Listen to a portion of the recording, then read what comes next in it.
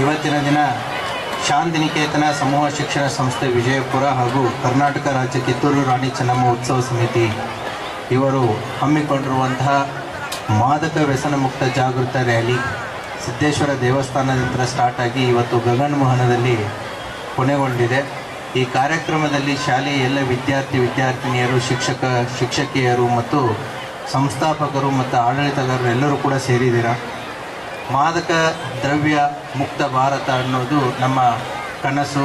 ಆ ಕನಸಿನಡಿಯಲ್ಲಿ ಪ್ರತಿಯೊಬ್ಬರು ಸಾಗಬೇಕು ಅಂತಂತಂದರೆ ಈ ಹೋರಾಟ ಕೇವಲ ಸಾರ್ವಜನಿಕ ರಸ್ತೆಗಳಲ್ಲಿ ಮಾತ್ರ ಅಲ್ಲ, ಅಥವಾ ಕೇವಲ international day against drug abuse ಅನ್ನುವಂಥ ಒಂದು ದಿನ ಅಲ್ಲ, ಅಥವಾ ಯಾವುದೋ ಒಂದು ದಿನ ನಾವು ಈ ಕಾರ್ಯಕ್ರಮವನ್ನು ಮಾಡಿ ಮುಗಿಸ್ತೀವಿ ಅನ್ನೋದು ಅಲ್ಲ.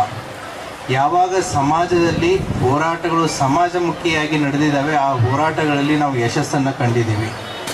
ಭಾರತ ಶಿಕ್ಷಣದ ಕೊರತೆ, ಅನಕ್ಷರತೆ ಜಾಸ್ತಿ ಇದ್ದಾಗ ಆ ಅನಕ್ಷರತೆಯನ್ನು ಹೋಗಲಾಡಿಸಲು ಅಕ್ಷರತೆಯನ್ನು ತರಲು ಸಾಕಷ್ಟು ಪರಿಶ್ರಮವನ್ನು ಪಡಬೇಕಾಯಿತು. ಎಲ್ಲರಿಗೂ ಶಿಕ್ಷಣ ಅನ್ನೋದು ಒಂದು ಹಕ್ಕು. ಆ ಶಿಕ್ಷಣವನ್ನು ಪ್ರತಿಯೊಬ್ಬ ವ್ಯಕ್ತಿಗೂ, ಪ್ರತಿಯೊಬ್ಬ ಹಳ್ಳಿಗೂ ಕೂಡ ಸಿಗಬೇಕು ಅಂತಂತ ಹೇಳಿ education become the fundamental right to education ಅಂತಂತ ಹೇಳಿ ರಾತ್ರಿ ಶಾಲೆಗಳನ್ನು ತೆಗೆದರು. ಅನಕ್ಷರಸ್ಥರನ್ನು ಅಕ್ಷರಸ್ಥರನ್ನಾಗಿ ಮಾಡೋದಕ್ಕೆ ಪ್ರತಿಯೊಂದು ದಿಲ್ಲಿಯಿಂದ ಹಿಡ್ಕೊಂಡು ಹಳ್ಳಿವರೆಗೂ ಕೂಡ ಹೋರಾಟ ಆಯಿತು.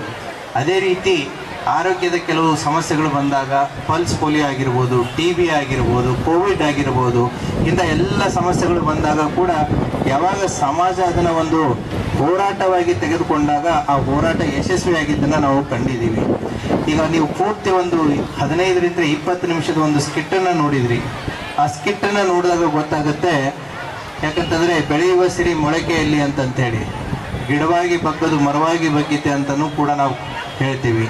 ಯಾಕೆ ಅಂತಂದರೆ ಒಬ್ಬ ಯುವಕ ಆ ಪ್ರೌಢಾವಸ್ಥೆಯನ್ನು ದಾಟಿ ಒಬ್ಬ ನಾಗರಿಕನಾಗಿ ಆ ಸಮಾಜಕ್ಕೆ ಬಂದಾಗ ಅವನಿಗೆ ಸುಮಾರು ಒಂದು 22ರಿಂದ 25 ವರ್ಷ ವಯಸ್ಸಾಗಿರುತ್ತೆ.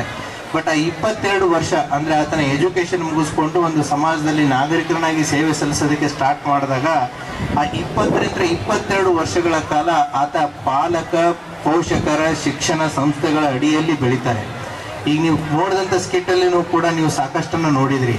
ಮನೆಯೇ ಮೊದಲ ಪಾಠಶಾಲೆ, ತಾಯಿಯೇ ಮೊದಲ ಗುರು. ಸೊ ಮನೆಯಲ್ಲಿ ನಾವು ಯಾವ ರೀತಿ ಫೌಂಡೇಶನನ್ನು ಹಾಕ್ತೀವಿ, ಆ ರೀತಿ ಅದು ಗಿಡಕ್ಕೆ ನೀವು ಹೇಗೆ ಗೊಬ್ಬರ ಮತ್ತು ನೀರನ್ನು ಹಾಕ್ತೀರಾ, ಅದೇ ರೀತಿ ಕೂಡ ನಾವು ಮನೆಯಲ್ಲಿ ಯಾವ ರೀತಿ ಪೋಷಣೆ ಮತ್ತು ಯಾವ ರೀತಿ ಅವರನ್ನು ನಾವು ನೋಡ್ತೀವಿ, ಸಾಕ್ತೀವಿ ಅನ್ನೋದು ಬಹಳ ಮ್ಯಾಟ್ರ್ ಆಗುತ್ತೆ. ಅದೇ ರೀತಿ ಕೂಡ ಶಿಕ್ಷಣ ಸಂಸ್ಥೆಗಳತ್ತೂ ಕೂಡ ತಾವು ನೋಡಿದ್ರಿ. ಮಕ್ಕಳು ಕಾಲೇಜಿಗೆ ಹೋಗ್ಬೇಕಾರೆ ಮಾಡ್ಬೇಕಾರೆ ಏನು ಮಾಡ್ತಾರೆ ಏನಿಲ್ಲ ಅಂತಂತ ಹೇಳಿ. ನಾನು ಹೇಳೋದು ಏನು ಅಂತಂತಂದರೆ, ಪೊಲೀಸರದು ಒಂದು ಪಾತ್ರ ಬಂತು. ಯಾವಾಗ ಅಂತಂತಂದರೆ ಅವರು ಒಂದು ಪ್ರೌಢಾವಸ್ಥೆಗೆ ಬಂದು ಸಮಾಜದಲ್ಲಿ ಬಂದಾಗ ಅವಾಗ ಪೊಲೀಸರದು ಕೂಡ ಒಂದು ಪಾತ್ರ ಬಂತು. ಬಟ್ ಅಲ್ಲಿವರೆಗೂ ಕೂಡ ಹೆಚ್ಚಿನ ಜವಾಬ್ದಾರಿ, ಅತಿ ಹೆಚ್ಚಿನ ಜವಾಬ್ದಾರಿ ಪಾಲಕರು, ಪೋಷಕರು ಮತ್ತು ಶಿಕ್ಷಣ ಸಂಸ್ಥೆಗಳು, ಶಿಕ್ಷಕರು, ವಿದ್ಯಾರ್ಥಿನಿಯರದು ಕೂಡ ಇದರಲ್ಲಿ ಬಹಳಷ್ಟು ಪಾತ್ರ ಇದೆ. ಮಾಧ್ಯಮದ ಪಾತ್ರ ಇದೆ, ಸರ್ಕಾರದ ಪಾತ್ರ ಇದೆ, ಆಡಳಿತದ ಪಾತ್ರ ಇದೆ. ಹಾಗಾಗಿ ಈ ಹೋರಾಟ ಕೇವಲ ಒಂದು ಕ್ಷೇತ್ರಕ್ಕೆ ಮಾತ್ರ ಸೀಮಿತವಾಗಿಲ್ಲ. ಈ ಡ್ರಗ್ ಅಬ್ಯೂಸ್ ಅನ್ನೋದೇನಿದೆ, ಅಥವಾ ಈ ಮಾದಕ ವ್ಯಸನ ವಸ್ತುಗಳ ವಿರುದ್ಧ ಏನು ಹೋರಾಟ ಇದೆ, ಇದು ಮನೆ ಮನೆಗೆ ತಲುಪಬೇಕಾಗಿದೆ. ಇದು ಕೇವಲ ಶಾಲೆ ಅಥವಾ ಪೊಲೀಸ್ ಇಲಾಖೆ ಅಥವಾ ಎನ್ಫೋರ್ಸ್ಮೆಂಟ್ ಏಜೆನ್ಸಿಗಳದ್ದು ಕಾರ್ಯ ಅಂತ ನಾವೇನಾದರೂ ತಿಳ್ಕೊಂಡ್ರೆ ಡ್ರಗ್ಸ್ ಮುಕ್ತ ಭಾರತವನ್ನು ಕಟ್ಟೋದು ಬಹಳ ಕಷ್ಟ ಆಗುತ್ತೆ.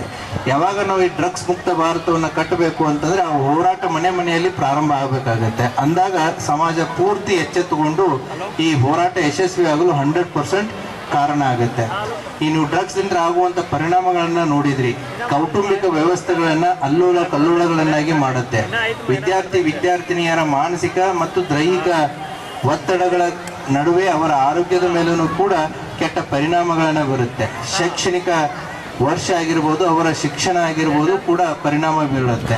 ಅದರಿಂದ ಸಮಾಜದ ಸ್ವಾಸ್ಥ್ಯ ಆಗಿರ್ಬೋದು, ದೇಶದ ಆರ್ಥಿಕತೆಗೂ ಕೂಡ ಧಕ್ಕೆ ಬರುತ್ತೆ. ಆ್ಯಂಟಿ ನ್ಯಾಷನಲ್ ಫೋರ್ಸಸ್ಗಳು ಏನಿರ್ತವೆ, ಈ ಮಾದಕ ವಸ್ತುಗಳನ್ನು ಮಾರಿ ಅದರಿಂದ ಬರುವಂಥ ಹಣವನ್ನು ದೇಶದ್ರೋಹ ಚಟುವಟಿಕೆಗಳಲ್ಲಿನೂ ಕೂಡ ಅದನ್ನು ಭರಿಸುವಂಥ ಎಲ್ಲ ಸಾಧ್ಯತೆಗಳನ್ನು ನಾವು ನೋಡ್ತಾ ಇದ್ದೀವಿ. ಹಾಗಾಗಿ ಒಬ್ಬ ಮಹಾನ್ ವ್ಯಕ್ತಿ ಹೇಳ್ತಾನೆ ಏನು ಅಂತಂತಂದರೆ, ಇಂದಿನ ಯುಗದಲ್ಲಿ 21ನೇ ಶತಮಾನದಲ್ಲಿ ನೀವು ಯಾವುದಾದ್ರೂ ಒಂದು ದೇಶದ ವಿರುದ್ಧ ಹೋರಾಡಬೇಕು ಅಂತಂತಂದರೆ ಗನ್ನು ಅಥವಾ ನಾನು ಜೆಟ್ ವಿಮಾನಗಳನ್ನ ಆಗಿರ್ಬೋದು ಅಥವಾ ನಾನು ಮಿಲಿಟರಿ ಇಕ್ವಿಪ್ಮೆಂಟ್ಸ್ಗಳನ್ನ ಇಟ್ಟುಕೊಂಡು ಯುದ್ಧ ಮಾಡುವಂಥ ಸಾಧ್ಯತೆಗಳು ಅವಶ್ಯಕತೆಗಳು ಈಗಿನ ಕಾಲದಲ್ಲಿ ಕಂಡು ಬರೋದಿಲ್ಲ. ಆ ದೇಶದ ಯುವ ಪರಂಪರೆಯನ್ನ, ಯುವ ಶಕ್ತಿಯನ್ನ, ಸಂಸ್ಕೃತಿಯನ್ನ ಹಾಳು ಮಾಡಿದರೆ ಸಾಕು ಅಂತಂತೇಳಿ. ವಿತಿನ್ 1 ಜನರೇಷನ್ ಆ ದೇಶದ ಭವಿಷ್ಯ ಹಾಳಾಗತ್ತೆ ಅಂತಂತೇಳಿ. ಹಾಗಾಗಿ drugs is the one of the weapon to the our anti national elements. ಹಾಗಾಗಿ ಇದರ ವಿರುದ್ಧ ಹೋರಾಟ ಕೇವಲ ಶಾಲೆ, ಶಿಕ್ಷಣ ಸಂಸ್ಥೆ ಅಥವಾ ಸರ್ಕಾರ ಇಲಾಖೆಗಳಿಗೆ ಮಾತ್ರ ಸೀಮಿತ ಆಗಬಾರದು. ಈ ಹೋರಾಟ ಮನೆಗಳಲ್ಲಿ ಮತ್ತು ಮನಗಳಲ್ಲಿನೂ ಕೂಡ ಮುಟ್ಟಬೇಕಾಗುವಂಥ ಒಂದು ಅವಶ್ಯಕತೆ ಇದೆ. ಈ ಹಿನ್ನೆಲೆಯಲ್ಲಿ ಸಾಕಷ್ಟು ಕ್ರಮಗಳನ್ನು ಪೊಲೀಸ್ ಇಲಾಖೆ ಆಗಿರ್ಬೋದು, ಸರ್ಕಾರನೂ ಕೂಡ ತೆಗೆದುಕೊಂಡಿದೆ.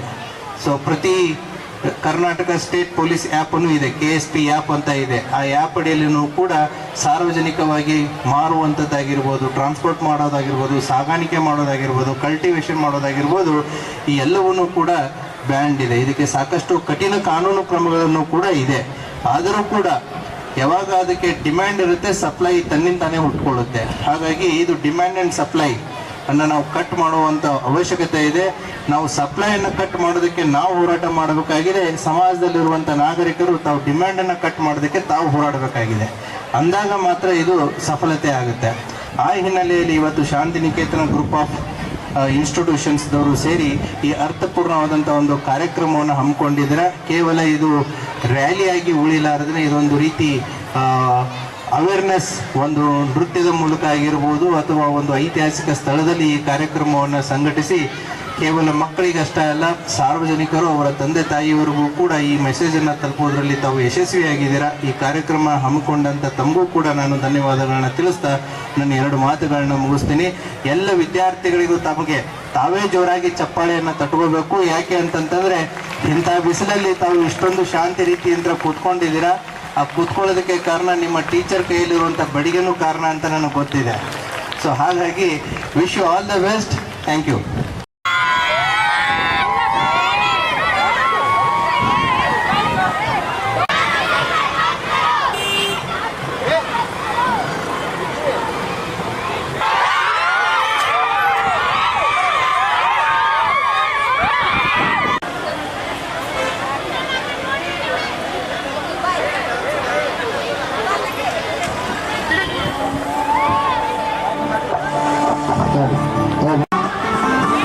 ಎಲ್ಲ ಶಿಕ್ಷಕರು ವಿದ್ಯಾರ್ಥಿಗಳ ಹಿಂದೆ ರೌಂಡ್ ಆಗಿ ನಿಂತ್ಕೋಬೇಕು.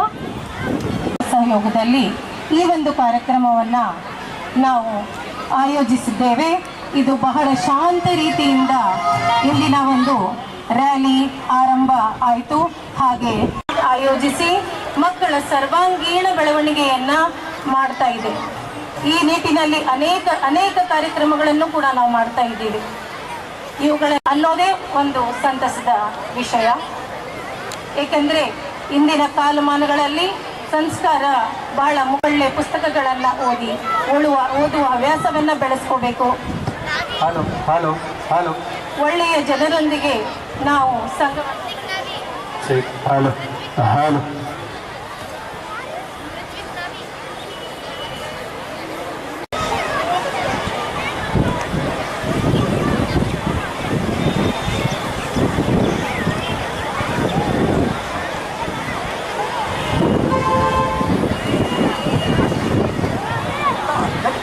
ಕರಕಮಲಗಳಿಗೆ ಹಣೆಮಣಿಯುತ್ತಾ ವೇದಿಕೆಯ ಮೇಲೆ ಆಸೀನರಾಗಿರುವ ಗಣ್ಯರಿಗೆ ಶರಣಾರ್ಥಿಗಳು.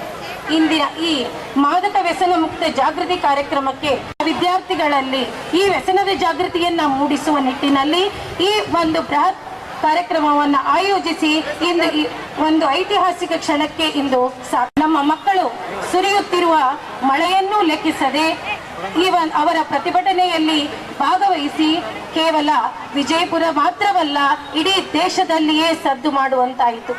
ಇಡೀ ದೇಶ ಅದಕ್ಕೆ ವೃಕ್ಷ ಮಾತೆ ಸಾಲು ಮರದ ತಿಮ್ಮಕ್ಕನನ್ನು ಕರೆಯಿಸಿ ಬೃಹತ್ ಕಾರ್ಯಕ್ರಮವನ್ನ ಮಾಡಿ ಅವರಿಗೆ ಗೌರವವನ್ನು ಸೂಚಿಸಿ ಸಮಾಜದಲ್ಲಿ ಪರಿಸರದ ಪ್ರಜ್ಞೆಯನ್ನ ಮೂಡಿಸುವಂತಹ ವ್ಯಸನಕ್ಕೆ ಬಿದ್ದ ವ್ಯಕ್ತಿ ತನ್ನ ಆರೋಗ್ಯವನ್ನು ಕಳೆದುಕೊಳ್ಳುತ್ತಾನೆ, ಓದು ಮತ್ತು ಕೆಲಸದಲ್ಲಿ ಆಸಕ್ತಿ ಕಳೆದುಕೊಳ್ಳುತ್ತಾನೆ ಹಾಗೂ ಸರಿಯಾದ